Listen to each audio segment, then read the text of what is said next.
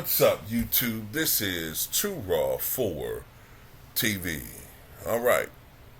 So, Michael Jordan really, during his prime, had no real peers as far as guards who seriously questioned his supremacy at that position. I mean, to be honest with you, there really was nobody that seriously questioned him as far as overall supremacy during his prime, which I would put it between 1980.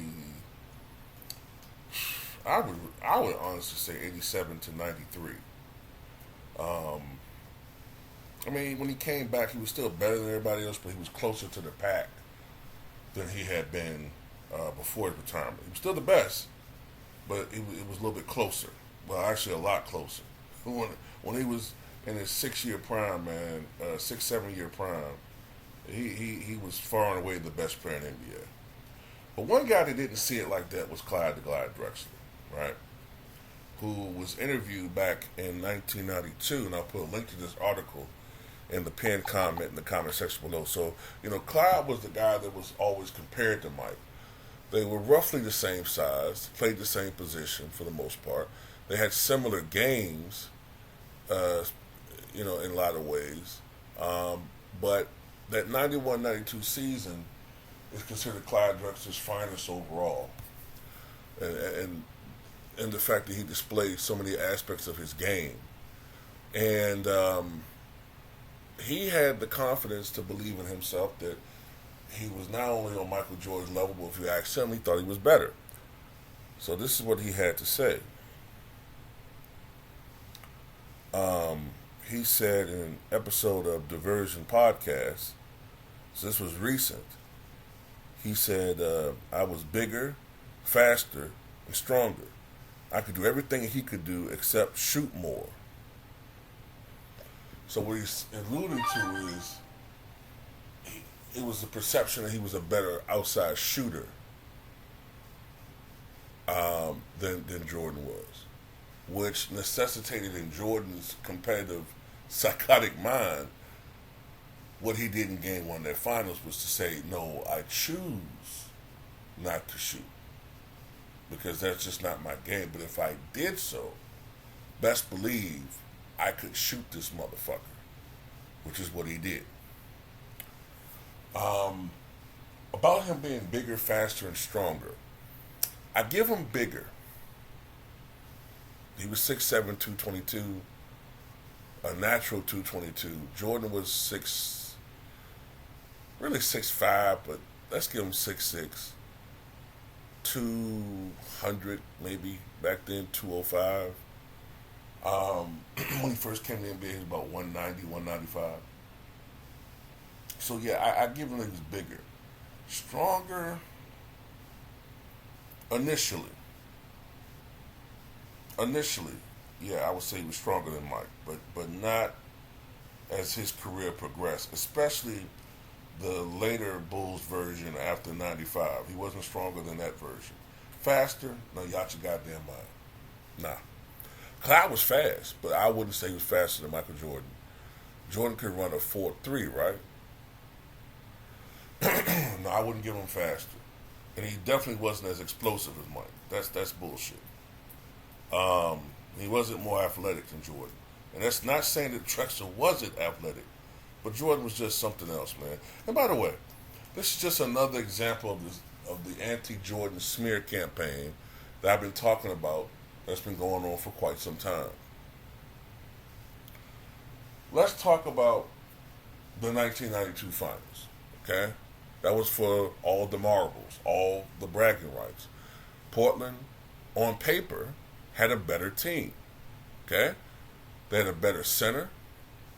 I'm trying to remember that lineup they had. They had a better team. Their center was better. Kevin Duckworth, for all the weight issues that he had, may he rest in peace. At that stage of his career, he was better than Bill Cartwright, in my opinion, overall.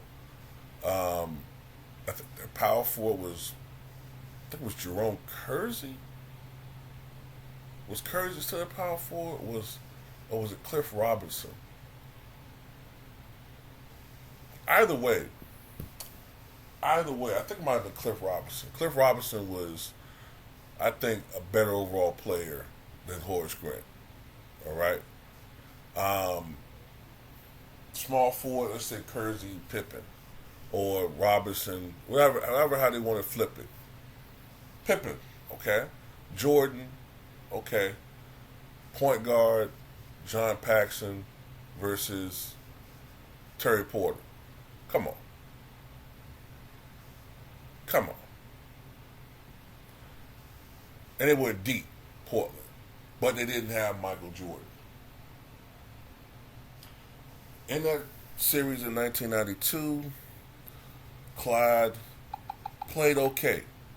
In that series, he averaged 24.8 points, 7.8 rebounds, 5.3 assists, and shot 41% from the floor.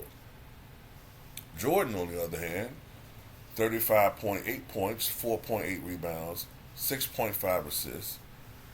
I can't remember his shooting off the top of my head, but I think he shot like 53% from the floor. And I think he shot something around 40% from downtown. So, yeah, clearly Michael Jordan was the better player. He won the MVP that year in the regular season, and he won the MVP in the finals.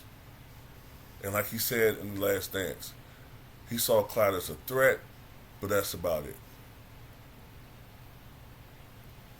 We didn't hear any talk about Drexler being better than Jordan. That's bullshit. Drexler was a average defender. Jordan was a superb defender. Drexler was very good at getting strips and steals. Jordan was just as good, if not better. He was actually a little bit better in that aspect. The one area I would give Drexler an advantage was he was a better rebounder. Not to say Jordan wasn't great, but Drexler was one of the great rebounding guards of all time and the best offensive rebounding shooting guard I've ever seen. Jordan was really good in that aspect. Jordan was a better offensive player. They both were great playmakers. Jordan was a great athlete. Jordan just a great clutch performer, more dominant overall. He was just better, man. It's just hard for me to put a finger on what I'm trying to say here. Like, basically, if Jordan wanted to go out there,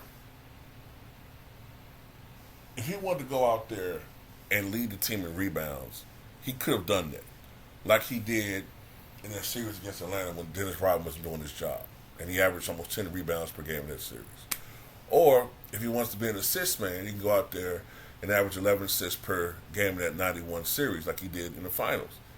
If he wanted to be a triple-double threat, he could do that like he did in the 89 season when he had 11 triple-doubles in, a span of 12 games. If he chose to do these things, he could have done that. But his primary role was as a scorer. But he could augment his game if need be to do what the team needed. And that gets forgotten over time. And that was his great skill. He was a chameleon that could do whatever the team needed. Not everybody can do that.